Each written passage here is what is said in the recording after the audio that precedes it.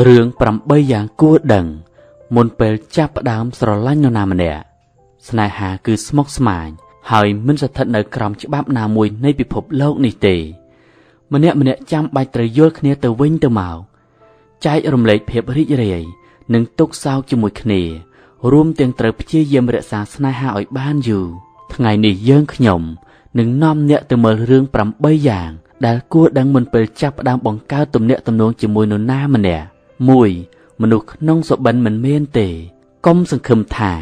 មនុស្សក្នុងសុបិននឹងលេចឡើងចំពោះមុខដោយកុនភៈដែលធ្លាប់ទស្សនាឲ្យសោះតួឯកពិតមានតែក្នុងរឿងប្រលោមលោកឬភាពយន្តប៉ុណ្ណោះនៅខាងក្រៅនៃជីវិតពិតមនុស្សមានច្រើនប្រភេទខុសៗគ្នាដូច្នេះអ្វីដែលសំខាន់បំផុតគឺស្វែងយល់ពីគ្នាទៅវិញទៅមកហើយទទួលបានគុណសម្បត្តិនិងគុណវិបត្តិនេះគឺជាអត្ថន័យពិតនៃពាក្យស្នេហា 2. កុំរឹងរូសមានអ្នកចរិតស្ដេចឬព្រះនាងកុំធ្វើខ្លួនដូចឆ្លាតពេកលើដៃគូហើយចង់គ្រប់គ្រងគេតាមតែចរិតមានអ្នករបស់ខ្លួនឯងម្នាក់ត្រូវតែមកជាមួយគ្នាសម្រាប់ភាគីទាំងពីរមិនមែនតែភាគីម្ខាងទេអាស្រ័យហេតុនេះត្រូវគោរពគ្នាទៅវិញទៅមកជាមុនសិនមុននឹងសម្រេចចិត្តថាសាងស្នេហ៍ជាមួយគ្នា 3. មើលមនុស្សឲ្យបានយូរកុំវិនិច្ឆ័យអ្នកណាម្នាក់ដោយសារតែគេបានធ្វើឲ្យបេះដូងអ្នកលោតញាប់របស់បែបនេះត្រូវមើលឲ្យយូរទៅល្អឬអាក្រក់មិនអាចវិនិច្ឆ័យបានទេរបស់ខ្លះស្រោបដោយក្រមាមាសតែខាងក្នុងគឺក្រឡៃឲ្យសុទ្ធរៀនចេះសង្កេតចេះតាមដាននិងមើលចរិតមនុស្សនោះសិនសម្រាប់អានគ្នាវាមិនហួសពេលទេមនុស្សខ្លះពេលចង់បានអ្វីពីយើងគេនឹងធ្វើទន់ឲ្យជឿសិនក៏មាន 4. ធ្វើជាខ្លួនឯងតាំងពីដំបូងនៅពេលលងស្រឡាញ់នរណាម្នាក់អាចនឹងផ្លាស់ប្ដូរដើម្បីឲ្យម្ខាងទៀតចូលចិត្តប៉ុន្តែថ្ងៃណាមួយអត្តចរិតពិតនឹងលាតត្រដាងបើគាត់ពិតជាស្រឡាញ់គាត់ត្រូវតែស្រឡាញ់អ្វីដែលយើងមានក្នុងខ្លួនស្នេហ៍ពិតគឺតស៊ូអោបក្រសោបអត់ឱនលើកលែងទោសឲ្យគ្នាទុកដាក់ប្រយោជន៍គ្រួសារជាធំមិនបោះបង់ចោលគ្នាគ្រប់កលៈទេសៈមិនមែនព្យាយាមផ្លាស់ប្ដូរទម្លាប់របស់ដៃគូឲ្យមកតាមចំណង់ចំណូលចិត្តរបស់ខ្លួនឯង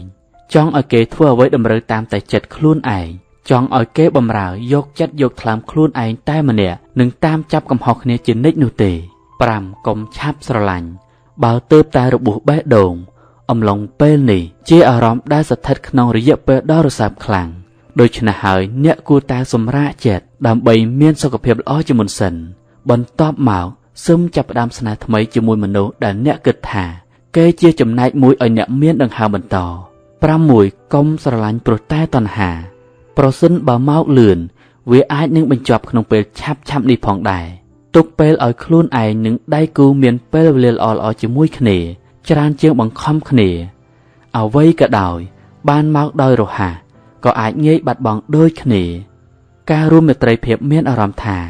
ជាការដាក់សម្ពាធគ្រាន់តែជាការបំពេញបំណងតែប៉ុណ្ណោះ 7. កុំស្រឡាញ់គ្នាដើម្បីផ្លាស់ប្ដូរចរិតពីកំណើតស្រឡាញ់អ្នកណាម្នាក់ត្រូវស្រឡាញ់ធម្មជាតិស្រឡាញ់អ្វីដែលគាត់មានជាការមិនអើពើនឹងធម្មជាតិគឺល្អបំផុតដោយសារតែព្យាយាមផ្លាស់ប្ដូរថ្ងៃណាមួយធម្មជាតិនឹងត្រឡប់មកធ្វើបាបយើងវិញ 8. ស្រឡាញ់ខ្លួនឯងជាមុនបើអ្នកមិនដឹងថាស្រឡាញ់ខ្លួនឯងយ៉ាងម៉េចតើសំអាងអ្វីដែលគិតថាខ្លួនឯងមានសិទ្ធិអាចស្រឡាញ់អ្នកផ្សេងបាននេះជាការពិតមនុស្សដែលចេះស្រឡាញ់ខ្លួនឯងនឹងមានថាមពលវិជ្ជមានខ្លះបើចេះស្រឡាញ់ខ្លួនឯង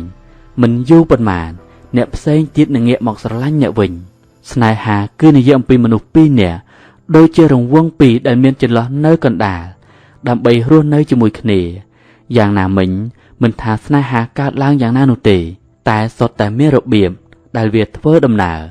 និងរបៀបដែលវាបញ្ចប់ស្នេហាមួយអាចទៅមុខបានគឺទាំងពីរនាក់បានអភិវឌ្ឍទៅរកសេចក្តីសុខរួមគ្នាមិនមែនអភិវឌ្ឍទៅរកសេចក្តីសុខរៀងៗខ្លួនឡើយជាពិសេសម្នាក់មិនច្រណែនផលប្រយោជន៍គ្នាគោរពទំនាក់ទំនងរបស់ដៃគូជឿចិត្តស្មោះត្រង់ដោយគ្មានការភ័យខ្លាចមិនចាំបាច់សុំការអនុញ្ញាតគ្រប់ពេលគ្រប់វេលាពេកឡើយស្នេហ៍ពិតពេលមានបញ្ហាគេជជែកគ្នាដើម្បីស្វែងរកដំណោះស្រាយរកវិធីស្ថាបនាឲ្យរីកចម្រើនជួយឲ្យដៃគូបានធូរស្រាលតាមផ្លូវចិត្តស្នេហ៍បំពុលការសន្ទនា គឺជាការគំរាមកំហែងតឹងតែងយកឈ្នះចាញ់ដើម្បីការពារកំហុសរៀងខ្លួនហើយរករឿងរិះគន់កំហុសដៃគូដោយការលើកហេតុផលចោទប្រកាន់គាបសង្កត់គ្នាជាដើម